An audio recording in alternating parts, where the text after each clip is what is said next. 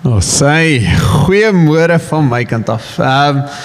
Hallo, Dr. Kameel-Drift. My naam is AJ, soos wat Marius gesê het, en is ons voorreg om by ons Brooklyn campus te dien, en dis vir my lekker om by deel van die familie te wees. Ek sê altyd, vir die mense, ons is een huis met baie kamers, en hierdie is een van die ander kamers. Alright, waar ek kuier vandag, en ons as, dink julle Dr. family, ons 'n stuk verwagting en 'n opgewondenheid in ons hart vir 'n volgende season by Kameel-Drift.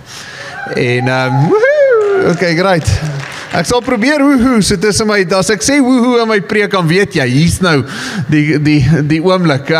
Maar nee, ons ken vir Eugene al lank, en ons al lank deel van die family, en julle word ryklik geseën, julle word gebless, en net hulle hart vir bediening, ook hulle leierskap gaan 'n so groot seëning wees vir julle, en ons kan waarlik sê the best is yet to come.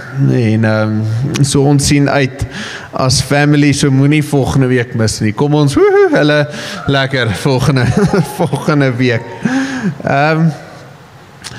Ek gaan nie noodwendig vandag vir jou een of ander teologiese uitleg gee nie, maar ek gaan vir jou ietsie vertel van ons storie. Van ons storie die afgelope jaar en 'n bietjie in ons lewe. En so 'n bietjie uit die hart gesels net rondom dit wat die Here in daai seisoen in ons lewe as gesin sy harte losgemaak het. En ek vertrou dat dit iets in jou hart net gaan vasmaak vandag. En dat miskien vind jy jouself in dieselfde seisoen, miskien vind jy jouself nog nie in so 'n seisoen nie. Maar ek weet die Here wil klomp goed in ons harte vasmaak vanoggend. Nou, deel van ons storie, en ek wil hierdie as 'n bietjie agtergrond gee, is die hele gedagte van Israel en hulle storie van Egipte en alles wat daarmee saamgaan, was kern deur hierdie hele verloop van wat ek jou nou gaan vertel. Was dit al 'n woord wat konstant deurgekom het van mense af, en soos julle weet, Israel vind hulle self in Egipte. Alles wat daarmee saamgaan, en hulle word, ek bedoel, Moses kom, en ons ken die storie, maar hulle vind hulle self in 'n baie moeilike tyd, en ons Egipte begin, aan die begin van ons storie, ek ontmoet my vrou, en ek sê vir haar, sy is verlief op my, en ek moet met haar trou, want sy is nou verlief op my, maar, ek het dit reg gesê, maar anyway, so, maar ek ontmoet haar, en ons gaan trou, en ons het 'n goeie 3 tot 5 jaar plan, van ons gaan eers alleen die wêreld sien, en toe 4 maande in ons huwelik, en toe word ons eersteling gebore. Okay, ek maak net 'n grappie, okay, ek besef, van julle se sommetjies het nou wag nee, maar 4 maande in ons huwelik het ons agtergekom, sy swanger, met ons eersteling, en in daai swangerskap het iets getrigger, in haar gesondheid, en ons eersteling is toe gebore, 'n dogtertjie volle 1.8 kilogram, en van daar af was dit 'n stoei met my vrou se gesondheid, met my vrou se se gesondheid, en ons weet nie regtig wat aangaan nie. Kort daarna het ons 'n miskraam, en so jare wat daarna het ons weer 'n miskraam, en hierdie keer baie later, so dit was so op so 20 weke omtrent het ons 'n tweeling verloor. En dis al hierdie goed wat gebeur, en alles lyk normaal, maar iets is nie reg nie. En maak so ook wie ons gaan sien nie, weet nie regtig wat aangaan nie, en na simptome en alles, en haar kapasiteit om effektief te kan funksioneer. Nou die van julle wat haar ken, weet, sy doen 2 goed, sy praat baie en sy doen baie, okay, en en sy doen al 2 gelyk, okay, so, maar haar kapasiteit om net te funksioneer soos wat sy graag sou wou, is is net minder en ons baie pyn en sy word net sieker en sieker en ons is van een spesialist na 'n ander spesialist en dan sê hierdie nee, ek weet wat dit is en dan kom hulle agter hulle weet nie wat dit is nie en dan sê hulle maar ek ken nou wat I know a guy wat sal weet en dan stuur hulle ons hier na toe en dan soen toe en alles in daai tyd gebeur toe net laat sy al hoe meer agteruit gaan en ons kom toe eventually by 'n dokter uit 'n reumatoloog en ons sal altyd dankbaar wees vir haar in ons lewe want sy kom toe op 'n plek waar sy sê okay luister hier, sy gaan nou dit kan ook nou nie so aangaan nie, sy gaan nou aanhou totdat sy weet wat's fout en dit was maande en maande se toetse en weke in die hospitaal en alles om uit te vind en op 'n tyd sê sy luister okay, sy dink sy weet. En ons een laaste toets wat hulle moet doen wat hulle deur die lieste na die brein toe gaan. Okay, so daar's korter paaie, dink ek net persoonlik, verstaan ek nie deur die oor, is makliker. Maar anyway, hulle doen toe die toets en toe kom dit toe uit dat sy een of twee breingewasse het. En waar dit sit is baie sensitief en baie gevaarlik en het 'n groot effek op net op haar funksionering. En die enigste manier hoe dit kan beter word is as hulle opereer. Alright, so dit is maar hulle moet val die een gewas moet hulle verwyder. Maar dit is 'n hoë risiko operasie. Maar as hy verwyder is die kommunikasie in ons, dan gaan dit amper haar hele lewe omdraai, daar gaan klomp goed skuif, net rondom haar gesondheid, en sy kan 'n vol lewe leef van daar af. So hier is ons, en ons het hierdie operasie wat voor ons wag, en alles wat saam met dit gaan, ek bedoel, daar's dadelik 'n stuk geloofskrisis in my eie lewe. Right, want nou moet ons gesprekke hê van die wat as gesprekke. En ek word gekonfronteer onmiddellik, maar waar's my geloof? Jy is mos nou 'n pastoor, 'n man wat sy lewe vir die kerk gee en voorbeeld wees vir die gemeente, en maar jy wil nou hierdie gesprek hê, en waar lê dit? As ek nou hierdie gesprek het, beteken dit ek is klein gelowig? Moet ek dit ignoreer, want ons dien 'n groot God wat alles gaan regmaak, en dan as dit nie gebeur nie, enigiets kan gebeur. En dit was 'n wroging in my hart gewees op daai tyd van, maar hoe bestuur ek dit? Hoe manage ek hierdie in my gedagtes? En die Here het eventually toe in my hart gewerk om te sê, maar luister, weet jy wat, hy gee dokters ook kundigheid. En hy gee my ook 'n verstand, en op die einde van die dag enigiets kan gebeur. Mense maak keuses, en dit het 'n effek baie keer op ons lewe. En ons het toe al daai gesprekke en die operasie gebeur, en die operasie is 'n sukses. Amazing. Ons deurbraak is hier uit, hulle kon die hele gewas verwyder wat 'n groot ding was, en ons staan daar in die oomblik van die grootste deurbraak in ons lewe. Nou wil ek jou gou terugvat na Israel toe. Pos gou vir 'n oomblik. Hulle kom uit Egipte uit, hulle vlug, en hulle kom voor die Rooi See, right, met Farao en sy manne agter hulle. Die Here doen 'n amazing werk, ons ken die storie. Die wonderwerk gebeur, hy maak die see oop, hulle kan deurbeweeg, en so wat hulle deurbeweeg, verdrink die ander manne agter hulle, en dis seker een van die grootste oomblikke in Israel se geskiedenis, een van die grootste deurbrake, grootste wonderwerke wat hulle tot op daai tyd beleef het. En is interessant, hulle kom in Exodus 15, en ons sien dat daai oomblik so groot was, aan die ander kant van die wal en daar op die strand, dat hier begin hulle liedere te skryf. Hulle skryf 'n song, nou moet jy weet jy's bly, okay? As jy besluit, luister, ons gaan nou 'n liedjie skryf. Nou kom dit en Exodus 15, skielik so ietsie van daai song wat hulle geskryf het. So ek gaan gou vir jou lees. Hy sê, toe het Moses en die kinders van Israel hierdie lied tot eer van die Here gesing. En dit is wat hulle gesê het. Ek wil sing tot eer van die Here, want hy is hoog verhewe. Die perd en sy ruiter het hy in die see gewerp.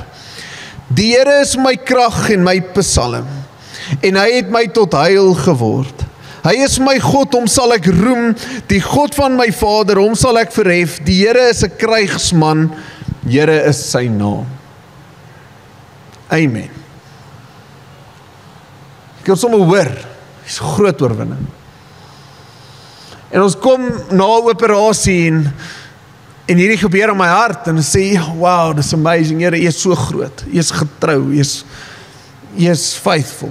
Hier is die wonderwerk waarvoor ons gewag het. Maar 'n interessante ding gebeur met die Israeliete. Want nie baie verse daarna nie, hoor wat gebeur. Sê daarop het Moses die Israeliete laat wegtrek van die Skelfsee af. En hulle het uitgetrek na die woestyn Sur.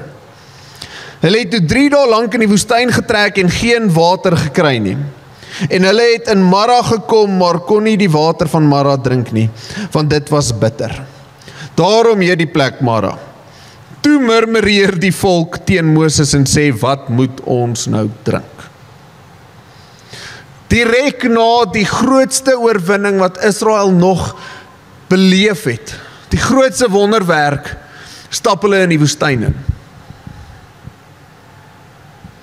En ek wens ek kon vir jou sê, soos wat ek hier vandag staan, laat weet jy wat, dis nie ons storie nie, dat die operasie het gebeur en klomp goed het geskuif en my vrou is vandag 100% gesond en sy kan weer funksioneer soos wat sy altyd gefunksioneer het, maar dit is nie ons storie nie. Dat baie van die simptome wat sy gehad het voor die tyd nog steeds daar is. Die operasie het in April gebeur en ons nog steeds drastiese goed wat moet skuif. Dat op die oog af daar eintlik bitter min goed geskuif het rondom haar gesondheid en haar kapasiteit om te funksioneer. Nou as jy al ken, sal jy dit nie weet as jy haar nou ontmoet nie, want sy is altyd sterk en altyd vriendelik en altyd happy, maar as man sien ek die pyn in die aande, die pyn in die oggend, die onsekerheid, die gedisoriënteerdheid baie keer. Sien, en hier is die vroeging in my hart, in terme van dit, Here, maar U het nou net die deurbraak, U het nou net die wonderwerk gedoen, U het nou net dit waarvoor ons U voor so vertrou het voor het U kom doen, en nou kom ons in 'n woestyn in. Nou stap ons, nou gaan ons vorentoe en ons vind onsself weer in die middel van 'n woestyn. Hoe werk dit dan nou? En in hierdie pad en in hierdie tyd en in hierdie storie van ons, wil ek vandag vir jou vat deur 5 goed wat ek geleer het. Wat ek dink die Here in my hart losgemaak het en geleer het in hierdie tyd. Want hierdie ding is die Here gebruik die moeilike tye om ons ook te vorm. En as man, as pa, het ek hierdie 3 goed wat ek graag vandag met jou wil share. En miskien is dit nou van toepassing, miskien gaan dit iewers wees nog in jou lewe. Maar die eerste ene is, die grootste pyn is baie keer die katalysator tot jou grootste deurbraak. Jou grootste seer, my grootste seer is baie keer die katalysator vir een van die grootste deurbrake. Sien, want in daai hele proses wat ons deurgegaan het rondom die miskrame, veral met die tweeling, ons was op vakansie in Jeffreys Bay, lekker Desember vakansie, en op 'n tyd sê Sonay vir my, luister, sy voel nie meer swanger nie. En ek sê vir haar, nee, is okay, ek kort net bietjie koffie, moenie worry nie, wees rustig. En sy hou aan met my en sy sê, hoor, sy voel nie meer swanger nie. En toe eventueel net om eintlik om haar soort van stil te kry en net gerus te stel, gaan ons nou gynekoloog toe in die dorp, en al wat sy het is een van daai portable sonar masjiene wat die veeartse gebruik. Weet nie of jy al gesien het nie. En sy het net dit. En sy sê, hoorie, sy sien iets, maar sy sien ook nie iets nie. So sy weet nie, en sy verwys ons toe na 'n dokter, 'n spesialis in PE, Port Elizabeth, en ons kom toe by hom aan, en ek dink dit is deel van net 'n stuk getuienis om deel te wees van 'n groter family, as Dok Sadeye, want toe ons al instap, En ons stel onsself nou voor, Ajax, AJ, en goed, en hy sê nie, ek weet presies wie julle is. En hy is toe 'n vernoot by een van ons kampusse in PE, en hy herken my, want ek het een keer al gepreek, ensovoorts, en eventually kom het toe uit, dat hy een van ons land se top fertiliteitsspesialiste is. En so hy verwyder toe die tweeling, en hy sê, maar luister, hy wil graag ons seun, hy wil klomp toetse doen, wat ons kan weet wat gebeur, en hoekom hierdie miskrame gebeur, en alles, en hy doen toe R1000 sy toetse vir ons verniet, by sy laboratorium, en in die middel van die seer uit daai uit, en ons kon dit nie sien huidiglik in daai situasie nie, want die seer was net te veel.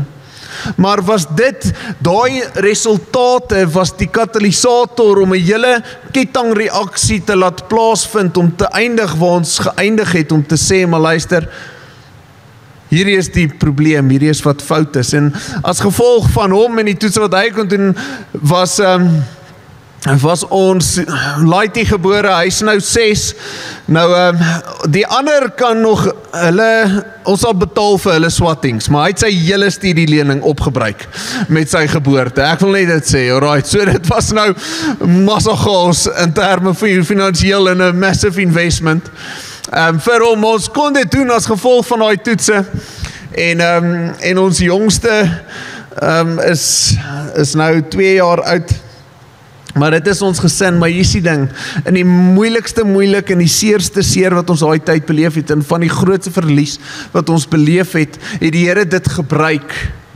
om ons tot op 'n punt te kry, waar dit 'n deurbraak was in my vrou se gesondheid. Was dit die Here se wil, dat ons die tweeling verloor? Nee. Haar liggaam is maar net so gewire, dat dit moeiliker is. Maar gebruik die Here die goed, en ek dink baie keer in ons lewe, dink ons, weet jy wat, die Here bring slegte goed ons pad langs, en hy veroorsaak baie seer in ons lewe, om ons iets te leer. Nee, ons lewe in 'n gebroke wêreld, mense maak keuses, dit het 'n effek op my, ek maak keuses, dit het 'n effek op my liggaam is op 'n sekere manier gewire, dit het 'n effek op my lewe, maar die Here gebruik daai oomblikke vir sy glorie, en hy gebruik dit om iets na vore te bring.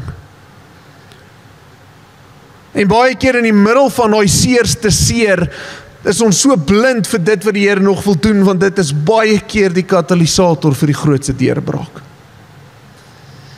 Dan die tweede ding is, en hier wil ek vir al as jy getroud is, die volgende vir jou sê, hardloop na mekaar toe, nie weg van mekaar af nie. Hardloop na mekaar toe, nie weg van mekaar af nie. Ek het myself gevind, en ek weet nie of jy enigstens soos ek is nie. Die oomblik as ek deur seer gaan, deur 'n moeilike tyd gaan, deur onsekerheid gaan, dan onttrek ek myself, ek isoleer myself. En dit het eintlik soveel skade in ons huwelik gebring, want ek het myself van Sunay af onttrek, om te deel met wat ook al in my binneste besig is om aan te gaan. En ek het dit baie keer gedoen, omdat sê, hoor, maar ek moet die man van die huis wees, ek moet aangaan, ek kan nie haar nou nog pla met my goedjies nie, en aan die ander kant was daar 'n vrou wat net gewonder het, wat gaan in my man se hart aan, wat gaan in my man se gedagtes aan? Tot op so 'n punt dat sy amper skuldig gevoel het, dat sy deur hierdie moet gaan, want sy sien hoe affekteer dit my, maar ek praat nie met haar nie, ek kommunikeer nie met haar nie, en dis is baie keer in 'n huwelik, is dit so, dat jy gaan deur 'n moeilike seisoen, as gesin of as huwelikspaar, en dan is die maklikste ding om in jou eie boksie in te klim, en te sê, maar luister, hier moet ek fokus, want ek moet deur hierdie ding kom, maar die Here het julle vir mekaar gegee, en te sê, maar luister, trek na mekaar toe. Manne, jy is sterk, jy is, amper sê ek flippend sterk, jy is.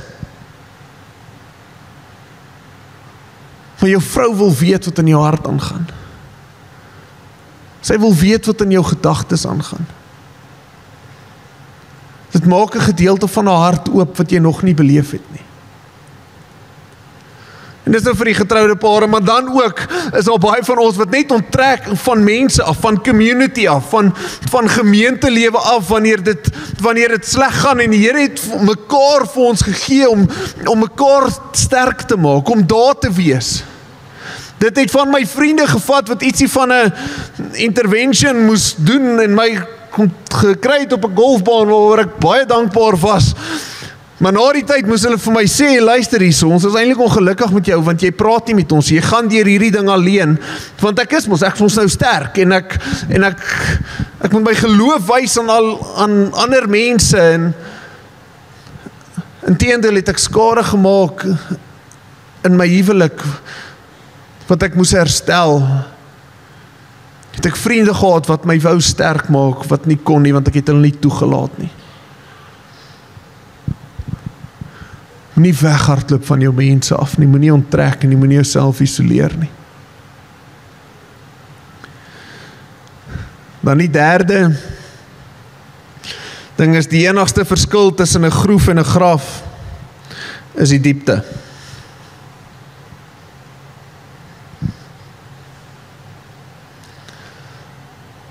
Ek het op 'n plek gekom waar ek so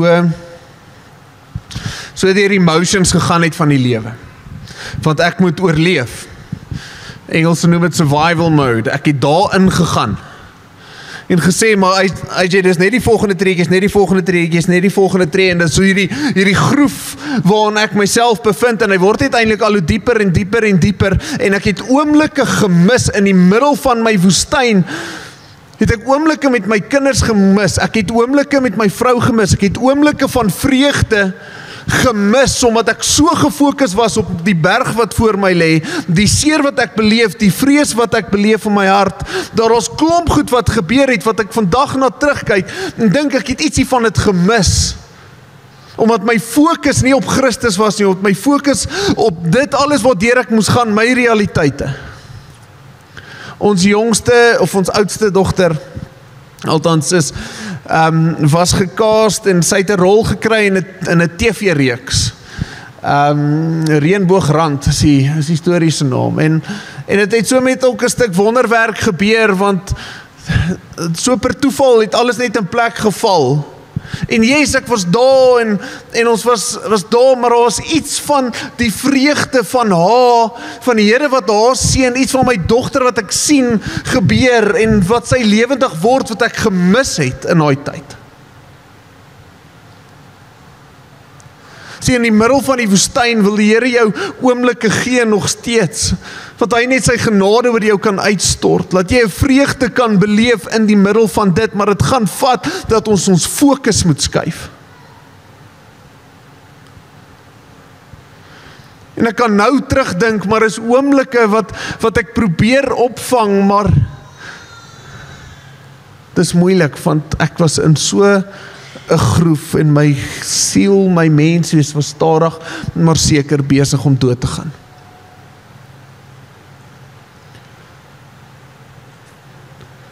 Nie dat oorlewing jou lewe so oorheers dat jy vergeet om te lewe nie.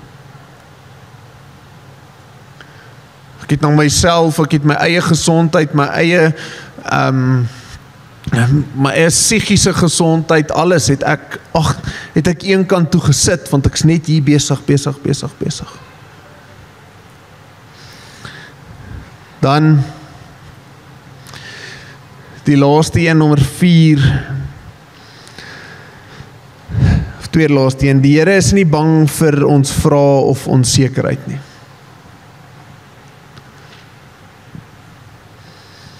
Die Here is nie geïntimideer deur my ongeloof of jou ongeloof nie.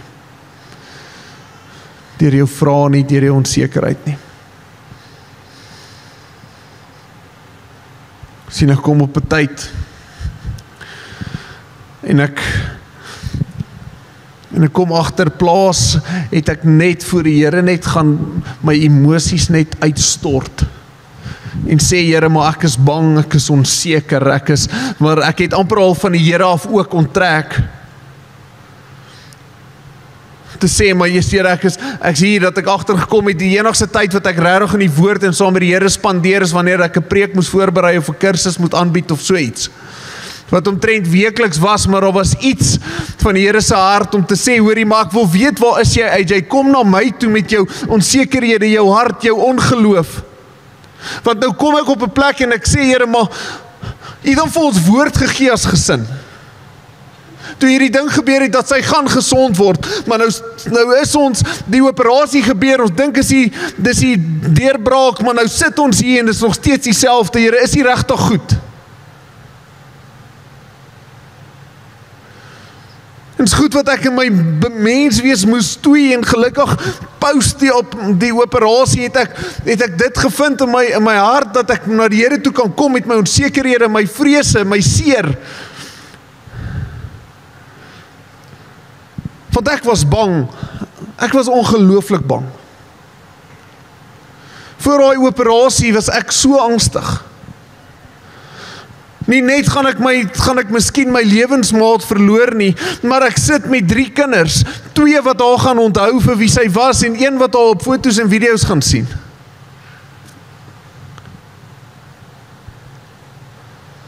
My hele prentjie van my toekoms is geblur. Ons moet 'n gesprek hê van, hoorie, maar wat as jy dit nie maak nie, wat gaan ons doen? Hoe hanteer mense dit met jou kinders? Wat vertel jy nie? Sê maar, ek dink ons 'n God wat wag vir ons om te sê, maar luister, ek wil net weet waar jy in jou hart is. Kom na my toe, as jy moeg en oorlaai is. Kom stort, kom vertel my, jy's kwaad vir my, is okay, ek kan dit handle, ek weet in elk geval wat in jou gedagtes aangaan. Kom sê vir my as jy twyfel het in wie ek is. En die Here het my in daai oomblikke ontmoet, in die onsekerheid, in die vrees, in die seer. Is 'n tye wat vir my so valuable was. Want yes, die deurbraak het miskien nie gekom nie, maar daar's iets wat in my hart gebeur het. Maar baie keer weerhou ons dit, asof die Here nie regtig weet wat ons dink of wat ons voel nie. En ek dink ons kan iets daar in Dawid se lewe leer, waar hy net rou en eerlik en oop voor die Here was. Baie keer voel ons so skuldig, dat ons wonder, Here, maar is hy dan nou regtig so goed? Sien nie my regtig?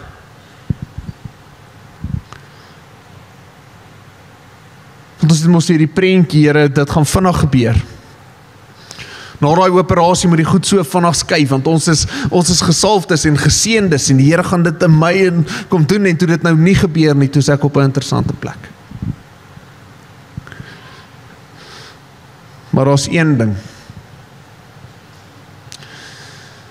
wat ek dink elkeen van ons, vir ons so belangrik is. En dis wat hierdie reeks sê, sy hoop, my storie, maar hy is die anker. Hoop is ons anker. In Hebreërs 6, so 'n skrifgedeelte, en hy sê, God did this so that by 2 unchangeable things in which it is impossible for God to lie, we who have fled to take hold of the hope set before us may be greatly encouraged. We have this hope as an anchor for the soul, firm and secure. It enters the inner sanctuary behind the curtain. Sê te hoop, en kan ek vra, kan die worship team asseblief vorentoe kom? Is my vraag aan jou vandag is, waar lê jou hoop?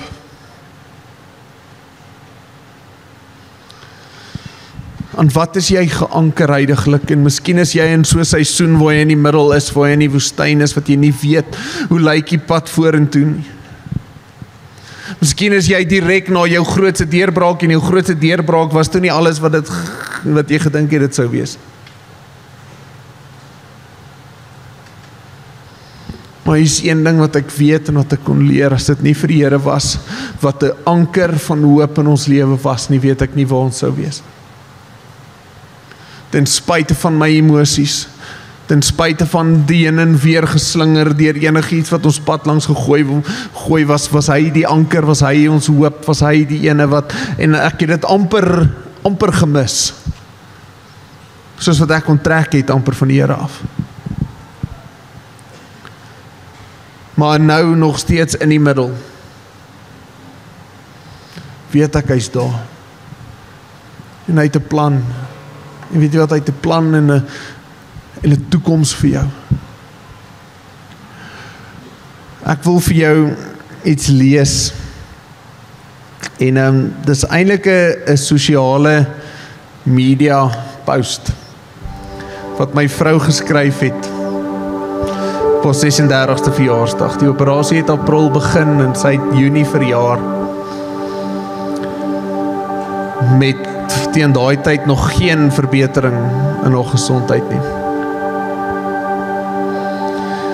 En ek hoop hierdie beteken ietsie vir jou uit 'n vrou se hart uit wat regtig onseker is oor hoe die toekoms lyk. Hy begin en hy sê, I've lived through things I never expected, including brain surgery to remove a tumor.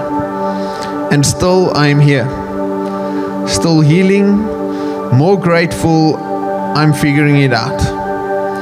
So here are 36 truths I've learned the hard way, the healing way, the holy way. Healing is not linear. Time really is a gift. Your body is smarter than you think. Listen to her. You can break and still be beautiful. This too shall pass. Real friends don't need explanations. You don't need to earn rest. Read that one again. You don't need to earn rest. You can love deeply and still walk away when you need to. Ask for help. You're not weak, you're wise. Still mastering this one. Miracles don't always look like you imagined. Grief and joy can coexist. Not everything needs to be said except when it's I love you. Say it now, say it again and again. Celebrate everything, even Tuesday. A full life is a joyful one, and a slow one a sacred one. Laugh when it's funny, cry when it's not. Protect your peace like it's a child. People's opinions are not the truth. Don't betray yourself to keep the peace. Your children don't need a perfect mom, just a present one. No one gets out of this life unscarred. Sometimes God's greatest gift is no. What you survive can become what you steward. Forgiveness is for you. You can love people without letting them close to you. Stop shrinking. Not everyone will clap for your healing. Heal anyway. Have fewer opinions and let your heart be guarded by love that can only be found in Jesus. Joy is a discipline. Beauty is not perfection, it's presence. Learn boundaries, it's holy. You don't need to be strong all the time. When in doubt, go outside or take a nap. Choose peace over proving. Speak kindly, especially to yourself. Jesus never left me, not once. I love my husband. I love my children. I love my friends. Oh goodness, I have friends like family. I love this wild, unpredictable, stunning gift of a life.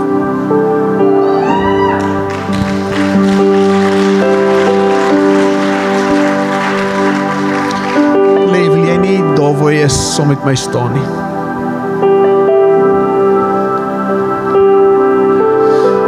Hierdie is ons storie. Maar miskien is jy vandag nog in die woestyn.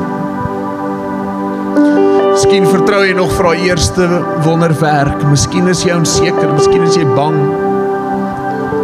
Miskien weet jy nie wat môre gaan hou nie. Miskien staan jy hier en jy weet nie eens hoe jou huwelik gaan lyk oor 'n maand of 2 nie.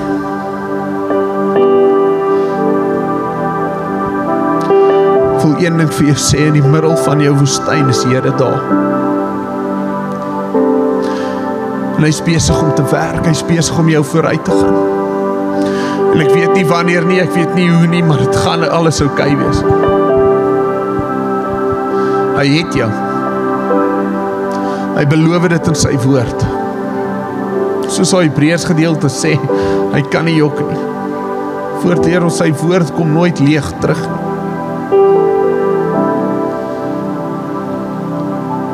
Ek weet net een ding, hy het jou. En ek wil graag vir jou bid. En as jy vandag hier is en jy is in so 'n seisoen, wil ek jou vra, wil jy nie net as 'n teken van oorgee, net jou hande in die lug en opsteek? Sê Here, hier is ek. Hier is my hart, hier is my gedagtes, hier is my vrese, hier is my seer, hier is my onsekerhede, hier is my gesondheid. Hier is dit wat my lam laat lê op die oomblik.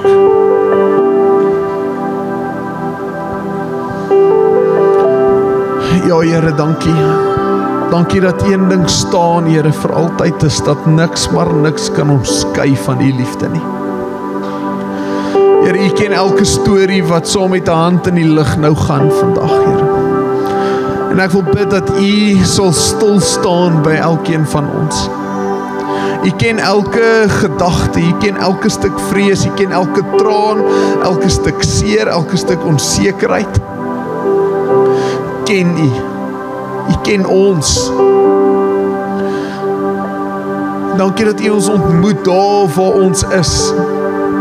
In die middel van die woestyn, of net voor die deurbraak, net na die deurbraak, waar ook al ons self vind, weet ons U is daar. En ek wil bid dat U elke persoon hier met hulle hande omhoog nou net sal deurdrenk met U liefde, met U teenwoordigheid, U genade. Dankie dat ons kan rus in die wete dat U is ons anker, U is ons hoop. Dat U ons vashou en U stap hierdie pad saam met ons. Dat aan die einde van hierdie deurbraak lê daar getuienis, aan die einde van hierdie, Here, lê daar 'n storie wat gaan vertel van U heerlikheid, Here. Dat dit wat die vyand wil gebruik om te kom verwoes, gaan U gebruik om iets moois na vore te bring. Ons vertrou U, Here, saam vir elke persoon hier wat U vertrou vir gesondheid, vir net 'n wonderwerk in terme van hulle gesondheid. Ons vertrou U dat U hulle sal genees. Op U manier en op U tyd weet ons, Here, dat U het hulle ook. En U kan in een woord 'n wonderwerk doen. Maar dankie dat ons ook kan U vertrou vir dit. En ons vertrou nog steeds saam. En maak nie saak wat die uitkoms gaan wees of is, weet ons, dat U is genoeg vir ons. Die genade is genoeg. Ek seën elke persoon, ek seën elke huwelikspaar, elke woestynseisoen. Dankie dat U by ons is. En alles gaan oukei wees. Dankie dat U groot is, groter is as enigiets wat die vyand ons pad langs kan bring. Spirit in Jesus naam. Amen. Amen. Ons gaan nou 'n lied sing en wil jy nie hierdie uitspraak maak oor die omstandigheid voor die seisoen waarin jy is tans nie.